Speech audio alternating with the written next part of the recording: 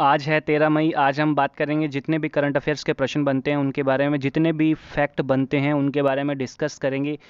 अगर चैनल पर नए हैं तो सब्सक्राइब कीजिए हमारे चैनल को। जुड़े रहिए पढ़ाई के सर्वोत्तम स्तर से। नमस्कार दोस्तों, मैं हूं राकेश। आप देख रहे हैं 2 4 जी स्टडी। रोज़ाना आपको चैनल पर करंट अफेयर्स की क्लास मिलेगी, अपडेट होता रहेगा। चैनल पर नए हैं तो सब्सक्राइब जरूर कीजिए, लाइक ज़रूर कीजिए, वीडियो अच्छी लगती है तो शेयर ज़रूर कीजिए। अगर टेलीग्राम ग्रुप से आप नहीं जुड़े हैं तो टेलीग्राम ग्रुप को ज्वाइन कीजिए। अगर टेलीग्राम ऐप आपके फ़ोन में नहीं है तो एंड्रॉयड वर्जन में प्ले स्टोर से आप टेलीग्राम ऐप को डाउनलोड कर सकते हैं और लिंक पे क्लिक करके टेलीग्राम ग्रुप से ज्वाइन हो सकते हैं। सभी पीडीएफ फाइल आपको वहीं टेलीग्राम ग्रुप पे ही मिलेगी। फेसबुक पेज को भी आप फॉलो कर सकते हैं, इंस्टाग्राम अकाउंट को फॉलो कर सकते हैं। हमारा इंस्टाग्राम अकाउंट इसी नाम से है, 2 4 जी स्टडी ऑफिशियल के नाम से। तो आप सर्च करके अकाउंट से भी जुड़ सकते हैं। चलिए स्टार्ट करते हैं। कल के प्रश्न की बात करें तो कल का प्रश्न था, वह देश जिसके द्वारा अपनी मुद्रा का नामांतरण कर नई मूल्य व्यवस्था प्रस्तावित की गई थी। ये वीडियो के लास्ट में मैं रोज़ाना एक क्वेश्चन पूछता हूँ, उसका आंसर आपको कमेंट बॉक्स में देना होता है और रोज़ाना जो सही आंसर देता है उनका नाम भी मैं वीडियो में लेता हूँ। अब आज संख्या ज़्यादा हो चुकी है इसलिए तो मैं जो सबसे पहले जिन्होंने 3 छात्रों ने नाम लिखे हैं, मतलब जिन्होंने उत्तर दिया है, उनके नाम ही मैं बोलूँगा। सभी के नाम बोलना असंभव है। तो इसका आंसर है ईरान। तो ईरान देश है जिसके द्वारा अपनी मुद्रा का नामांतरण कर नई मूल्य व्यवस्था प्रस्तावित की गई है। ठीक है, तो अपने बात करते हैं जिन्होंने सही उत्तर दिया उनके नाम। तो सबसे पहले उत्तर दिया उगरसेन जी ने, उसके बाद में उत्तर दिया है अलका वर्मा और उसके बाद में उत्तर दिया है जॉब्स प्लेटफॉर्म ने। तो आप भी वीडियो के अंत में पूछे गए प्रश्न का जवाब दे सकते हैं, कमेंट बॉक्स में उत्तर दीजिए। और इन प्रश्नों की वीडियो देखने के लिए पीडीएफ फाइल में लिंक दी गई है, आप उस पर क्लिक कर सकते हैं, वीडियो भी आपको मिल जाएगी। अब वीडियो चल रही है। अगर आप सिर्फ पीडीएफ फाइल ही देखते हैं तो उसमें लिंक आपको दे रखी है, सभी लिंक वहीं पर मिल जाएगी। बात करते हैं आज के क्वेश्चन की। तो आज का क्वेश्चन है, अंतर्राष्ट्रीय नर्स दिवस कब मनाया जाता है। तो अंतर्राष्ट्रीय नर्स दिवस कब मनाया जाता है ये आपको बताना है। तो इसका राइट आंसर है 12 मई। 12 मई को अंतर्राष्ट्रीय नर्स दिवस मनाया जाता है। नोबल नर्सिंग सेवा की शुरुआत करने वाली फ्लोरेंस नाइटिंगेल के जन्म दिवस पर हर साल दुनिया भर में अंतर्राष्ट्रीय नर्स दिवस मनाया जाता है। किसके जन्म दिवस पर? फ्लोरेंस नाइटिंगेल, इनके जन्म दिवस पर। इस दिवस का उद्देश्य इंटरनेशनल काउंसिल ऑफ नर्सेज नर्सों के लिए नए विषय की शैक्षिक और सार्वजनिक सूचना की जानकारी की सामग्री का निर्माण और वितरण करने के लिए इस दिन को याद करना है।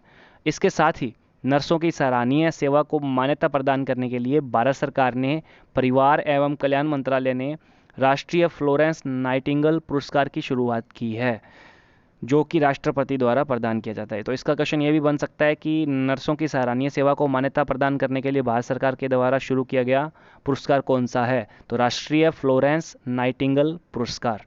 अब की बार की जो नर्स दिवस 2020 की थीम रखी गई है, उसकी थीम है nurse a voice to lead nursing the world to health. Nurse a voice to lead nursing the world to health, ये थीम अब की बार के नर्स दिवस की रखी गई है। हाल ही में बात करते हैं अगले क्वेश्चन की। तो हाल ही में विश्व स्वास्थ्य संगठन और यूएन ने चेचक उन्मूलन की कौन सी वर्षगांठ पर स्मारक डाक टिकट को लॉन्च किया है। तो आपको इसका आंसर बताना है, कौन सी वर्षगांठ पर स्मारक डाक टिकट को लॉन्च किया है। तो इसका राइट आंसर है 40वीं वर्षगांठ पर एक स्मारक डाक टिकट को लॉन्च किया। किसने किया है? विश्व स्वास्थ्य संगठन और यूएन ने मिलकर। किसके लिए किया है? चेचक के उन्मूलन के लिए। यह डाक टिकट चेचक से लड़ने के लिए विश्व एकता की पहचान है। अब किस किस ने स्टार्ट किया है ये डाक टिकट? तो विश्व स्वास्थ्य संगठन यानी WHO, पूरा नाम है वर्ल्ड हेल्थ ऑर्गेनाइजेशन।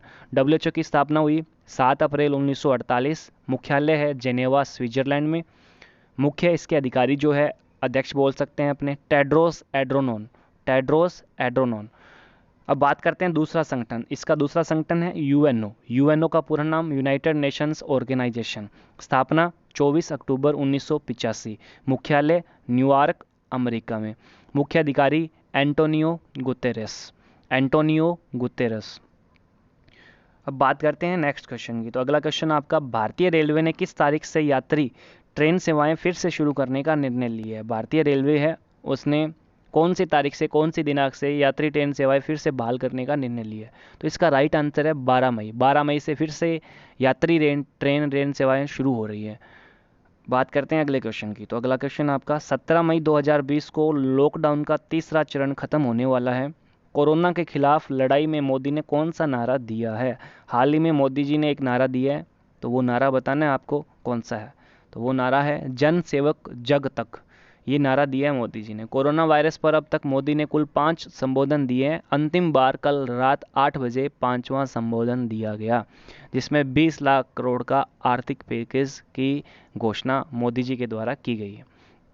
बात करते हैं अगले क्वेश्चन की। तो अगला क्वेश्चन आपका 11 मई 2020 को लगभग 117 मंडियों को ई नाम प्लेटफॉर्म के साथ एकीकृत किया गया। इससे देश में अब तक कुल कितनी मंडियां हो गई है?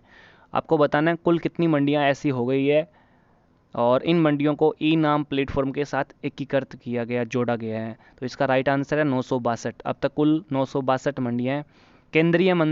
केंद्रीय कृषि मंत्री ने वीडियो कॉन्फ्रेंसिंग के जरिए मंडियों का शुभारंभ किया। अब केंद्रीय कृषि मंत्री की बात हो रही है, तो भारत के केंद्रीय कृषि मंत्री वर्तमान में नरेंद्र सिंह तोमर है। नरेंद्र सिंह तोमर। अब बात करें ई नाम की, तो ये ई नाम क्या है? ई नाम का पूरा नाम है electronic national agriculture market. Electronic national agriculture market e NAM योजना किसानों के लिए बनाई गई है। यह एक पेन इंडिया इलेक्ट्रॉनिक व्यापार पोर्टल है जो कृषि से संबंधित उपजों के लिए एक एकीकृत राष्ट्रीय बाजार का निर्माण करने के लिए मौजूदा मंडी का एक प्रसार है, एक प्लेटफॉर्म है। बात करते हैं अगले क्वेश्चन की। तो अगला क्वेश्चन आपका, हाल ही में अटल पेंशन योजना के 5 साल पूरे हो गए हैं। यह योजना देश में कब लागू की गई थी? तो इस योजना के बारे में आपको बताना है, क्योंकि हाल ही में ये चर्चित है। अटल पेंशन योजना के 5 साल पूरे हुए हैं। तो ये हुई है स्टार्ट 9 मई 2015, क्योंकि मई का महीना चल रहा है, मई के महीने में स्टार्टिंग हुई है। 9 मई 2015 को इस योजना की शुरुआत हुई थी। योजना देश में लागू हुई 9 मई 2015। 18 से 40 वर्ष की आयु के किसी भी भारतीय नागरिक द्वारा इस योजना की सदस्यता ली जा सकती है। इस योजना के बारे में बात करें, कौन सी योजना? अटल पेंशन योजना। कब शुरू हुई? 9 मई 2015। 18 से 40 वर्ष की आयु के कोई भी भारतीय नागरिक है वो इस योजना के अंदर जुड़ सकता है। यह योजना 60 वर्ष की आयु प्राप्त करने पर व्यक्ति को 1,000 रुपये से 5,000 रुपये की न्यूनतम गारंटेड पेंशन प्रदान करती है। बात करते हैं अगले क्वेश्चन की। तो हाल ही में लोगों के श्वसन स्वास्थ्य के बारे में जागरूकता पैदा करने के लिए प्राणवायु कार्यक्रम किस राज्य में शुरू किया गया है? आपको बताना है प्राणवायु कार्यक्रम किस राज्य में शुरू किया है। तो इसका राइट आंसर है कर्नाटका। कर्नाटका में ये शुरू किया गया है। नेक्स्ट क्वेश्चन की बात करते हैं। अगला क्वेश्चन आपका, हाल ही में खिलाड़ी दीपा मलिक ने संन्यास का ऐलान किया। ये किस खेल से संबंधित है? आपको बताना है दीपा मलिक किस खेल से संबंधित है, क्यों चर्चा में है? हाल ही में इन्होंने संन्यास की घोषणा की है। दीपा मलिक किस खेल से संबंधित है? सभी से संबंधित है। जेवलिन थ्रो, शॉटपुट, तैराकी से, तीनों से संबंधित है।